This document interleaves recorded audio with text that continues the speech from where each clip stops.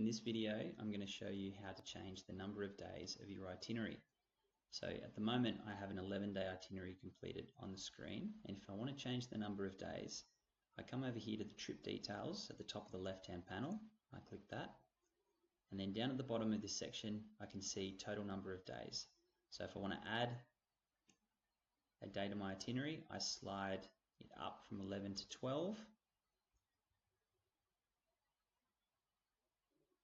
Wait for it to reload, and then over here you'll see that my day 11, my finish location, has now changed to 12. And so day 11 is now missing. And so what it does is, if you've set a finish location, it assumes that that is staying consistent. And so it changes that to the new day of your finish location, so from 11 to 12. And then the day subsequent to that now needs to be added. And so let's say we've got a simple change and we just are putting it between day 10 and then the new day 12. So we can add that day 11 into there, and that's done.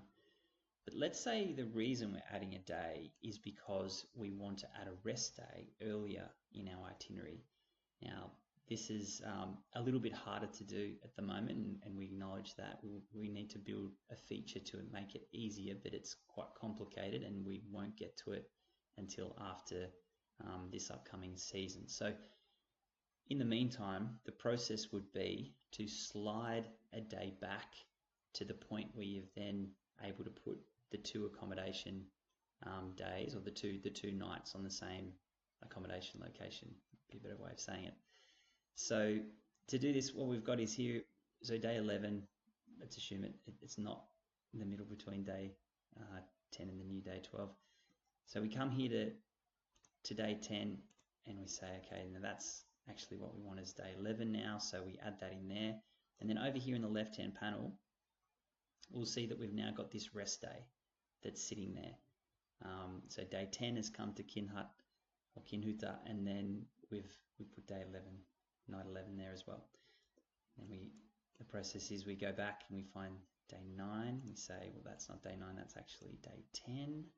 So we put that there, and then what we see is our rest day slides up to be day 10. And then we come over here and we put our day 9. We put it then, so we've slid up again to Hotel Schweizhorn. And then we come over here to day 7. Now this is where it gets a little bit interesting. And so here we can see we've got a route waypoint, and that route waypoint is labeled 7.2. So it's between 7 and 8. Now if we to slide night 8 back here to Zinal, what it's going to do for us is that route waypoint doesn't change. And the reason that we did it this way is because we want to allow the user the flexibility and control of when and where to put them and how to drag their route. We don't want to assume that we know what day they're going in between.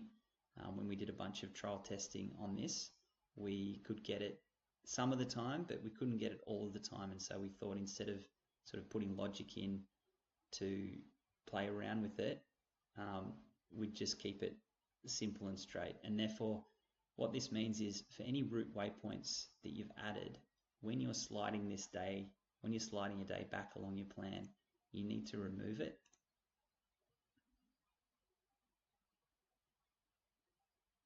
Looks like we actually had 2 there. Okay, so we remove that day, and then we need to add it back. So now it'll be 8.1. and we put it over there because now it's between day 8 and day 7. Now let's say Zinal is the place where we wanted to spend our rest day, and so we've arrived into Zinal on day 7, and then day 8 is listed there as a rest, and then day 9 onto Schweizhorn. We've updated the route to be now between day 8 and day 9, and everything is looking good.